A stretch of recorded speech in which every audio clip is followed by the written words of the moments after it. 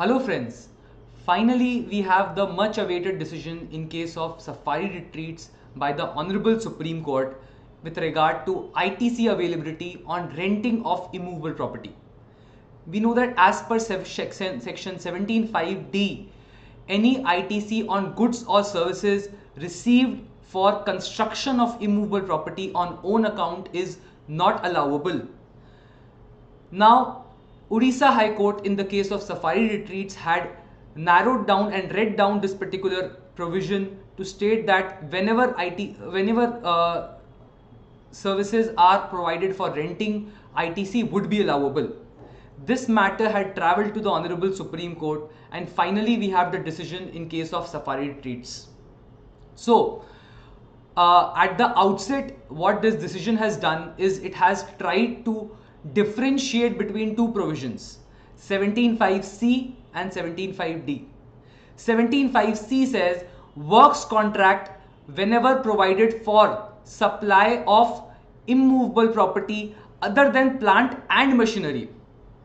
So that was the provision which is provided under 17(5)(c). So 17(5)(c) uses the term plant and machinery, and it clearly says ITC is blocked on construction of immovable property other than plant and machinery. So if you look at the explanation to the section 17(5), it says very clearly that plant and machinery excludes building. So 17(5)(c) very clearly, whenever works contract services are supplied for construction of immovable property, ITC is blocked. So for construction of building, ITC would always be blocked under 17(5)(c). Having said this, 17(5)(d) uses a completely different sort of term.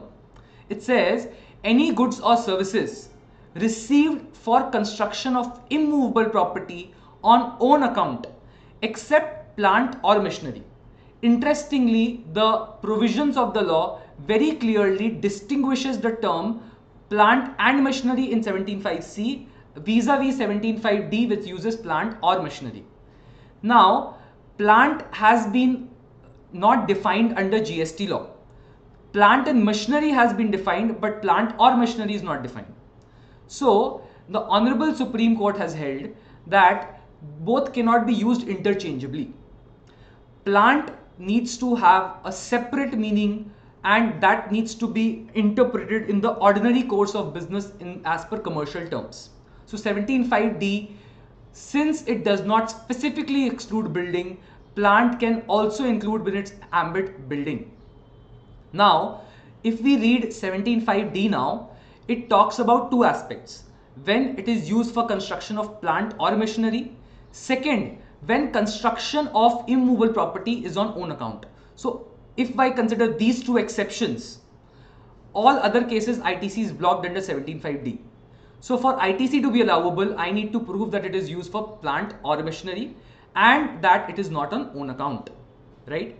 Now, what is own account has also been discussed in this particular judgment, which says that where it is for personal purpose, if I am constructing a building for my own purpose and not for providing output services, in that case it is for own account. In that case, ITC is clearly blocked.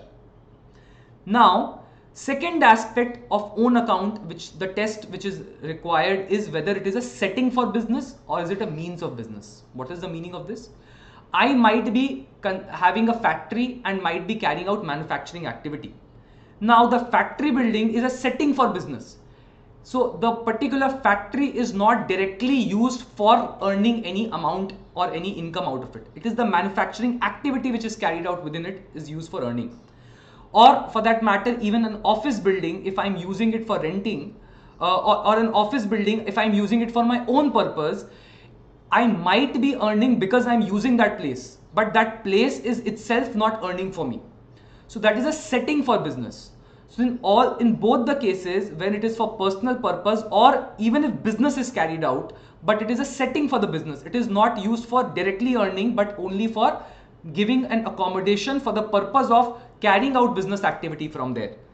In such cases, it is on own account, ITC would be disallowed. So it is very clear after this judgment that on factory building, office building used for own purpose, ITC would be on own account, it would be disallowable, even though it is used for carrying out business. Having said this, it has also been mentioned, if it is used for selling that property or it is used for leasing that property, then one cannot say it is for own account. So, mind you, if it is sold before selling, if I am constructing that property and selling it, ITC is clearly allowable, because for all construction properties, under construction property, if I am selling all the goods and services which are used for the purpose of selling those flats before CC, ITC would be allowable. But if I am selling after CC, in such cases, there is no taxability in the first place. Because of that, they have blocked the ITC on these flats. So there is no output supply provided per se whenever any sale is happening. So it has been mentioned, if any property is constructed and it is sold after CC, ITC also in such cases would not be allowable. Only when it is rented, leased or let out, one can state the chain does not get broken in terms of input tax credit being availed and the output being provided against that particular inputs. So in such cases, it would be supply of services. Now, whether ITC is allowable or not depends on whether it can be classifiable as plant or machinery. So, plant or machinery, interestingly, does not exclude building, it includes building within its ambit. Now, what is considered within the ambit of plant has been laid down through multiple decisions in the past. All these decisions, some of these decisions have been referred in the case of Safari Retreats. Particularly, the first decision was with regard to Anand Theatres, which says that difference has to be, if there is any difference between specially designed building. For example, it had taken the example of cinema theatres and hotels. Those are specially designed building for a particular purpose of displaying cinema or for residing of guests. So any hotel or any cinema which is specially designed as against a normal building which is used for as a cinema. So a normal building which is not designed for that purpose but used as a cinema hall or as a hotel, there should not be any distinguishment between these two. So ideally they said, be it a specially designed cinema hall or a normal building which is used as cinema hall, there would not be any difference between these two. They would be considered one and the same. So one cannot state that one would be considered as plant, the other would not. That is what Anand Theatres said. Supreme Court's 2 members judgment. But this judgment was distinguished. That means they tried to, in this particular case, differentiate between a specially designed building for the purpose of carrying out business activity versus a normal building which is for not for the purpose of carrying out business activity. So what it has said is Anand Theatre has a very narrow applicability, and it has borrowed this precedence from Karnataka Power Corporation, again Supreme Court larger bench, and stated that Anand Theatre would be only applicable for cinema and hotel. That means, in other words, for cinema and hotel, whether it is specially designed or in a normal building, no matter what, ITC would not be available. So for cinema and hotel, they have very clearly stated this particular judgment does not allow me any ITC. So the matter gets closed for cinema and hotels. But at the same time, it has mentioned for other cases like shopping malls, warehouses, where the building has been designed in order to serve some special technical requirements. That means I have designed a warehouse, let's say, as per the requirements of my lessee, who has given me some special requirements for making sure that I am able to cater to the construction according to his needs, so that I am able to give it on rent to him. In such cases, it can be stated that it would be treated as a plant. Or any other case where I have designed the building for special technical requirements of giving it on rent as a shopping mall. In such cases, I have to prove as to why and how it was for catering to the special technical requirements. If that be so, ITC would be allowable. So they said, for this I need to apply the functionality test which has been laid out by multiple courts. To understand the functionality test, I have to answer each decision or each case based on its merits. So I have to understand the nature of business, whether primarily my business is for renting or whether it is for any other purpose, and renting is simply ancillary to the activity carried out in that particular apartment, and the role played by the building in the said business, whether that building is merely helping me in earning any other income, or the building itself is resulting in me earning that income. So that the role of the building in that particular case needs to be understood. Also, I have to prove that I am in the business of renting and the construction was essential for me to do this renting. If this construction would not have happened, this renting would not have happened. If construction is not a byproduct of my residential, of my renting, in that case it would not be held as a plant. So my renting should be the primary goal because of which my construction is happening. Otherwise it would not be held to be a plant. If and only if it is held to be a plant, ITC would be allowable as per this decision. So we are just seeing a few other cases in the past which have been taken by different high courts to understand the functional test. In case of Jaydev Oil Mills Hubli, Karnataka High Court has mentioned, if a building is an apparatus or tool for carrying out any business activity or manufacturing activity, then only it would be considered as plant.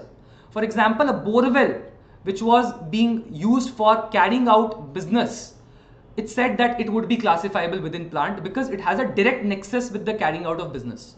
If my plant does not have any nexus with the business or the manufacturing activity, it cannot be classifiable as plant, or it is merely a setting for my business. Okay. Next is in case of Kanodia cold storage, it was mentioned that if some building is used as a freezing chamber, now this is a specially designed building with insulated walls for the purpose of cold storage. Now the purpose of this building itself is specially designed for the purpose of making sure that air conditioning of that particular cold storage remains in place. So again, since it is a specially designed building, it would be considered within plant.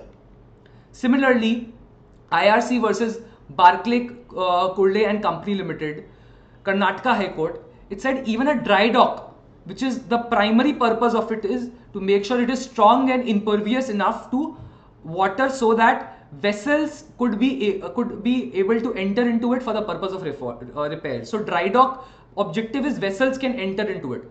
So dry dock again is having a very special purpose, and it has a very direct nexus in terms of my activity of repairing the vehicles. So it is fulfilling the definition of plant.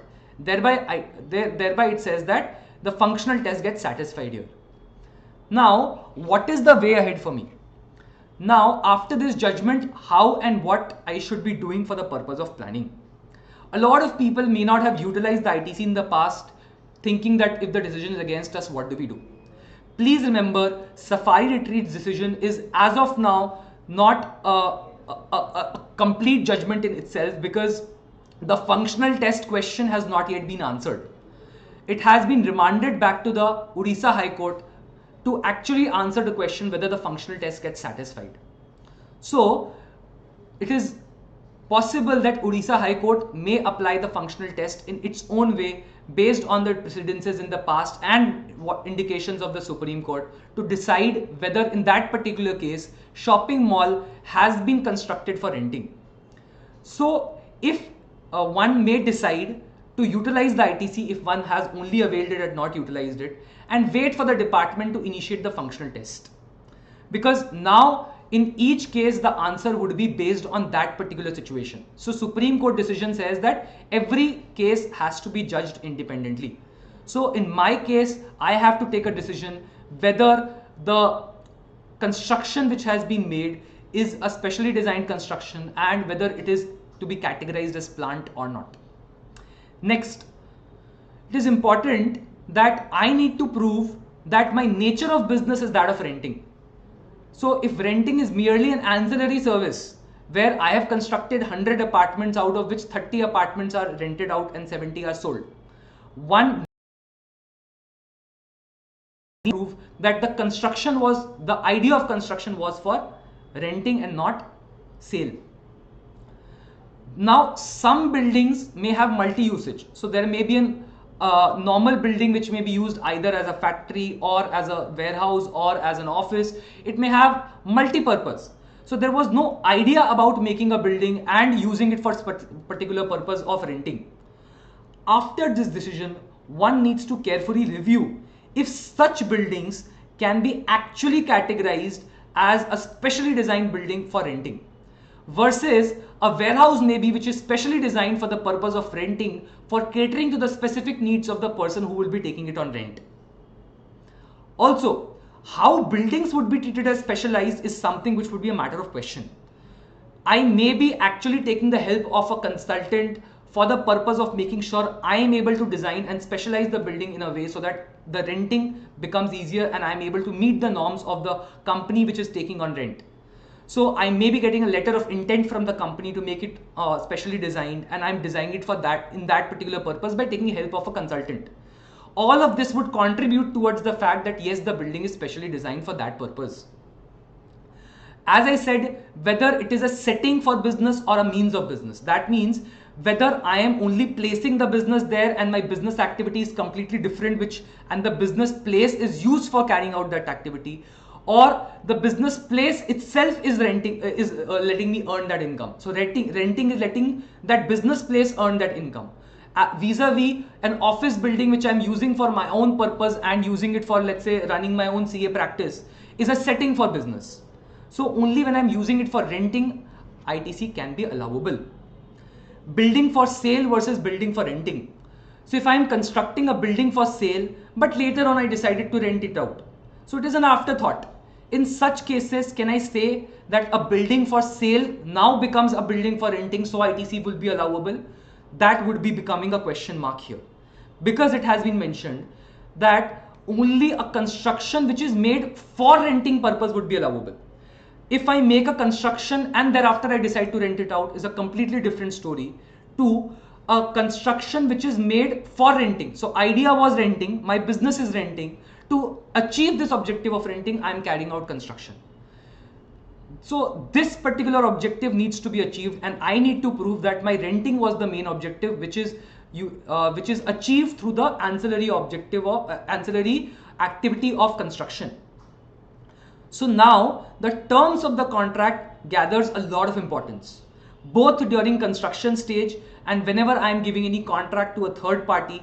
It becomes extremely important for me to identify the purpose for which the building was constructed, how important is it to specially design that building, what specifications are being changed to make it a rentable property, and even during leasing I have to ensure that I indicate to the relevant person who is taking on rent as to how this specially designed building is going to help him in achieving his objective, and the entire documentation, any entire trail which is created in terms of letter of intent and the rental agreement and the relevant documentation along with it, needs to ensure that the building which is specially designed has to be brought out on record. So the way ahead of it is extremely important, and for every case we have to prove by making the documentation extremely strong for the purpose of our activity. With this, I thank each and every one of you for giving me a very patient hearing.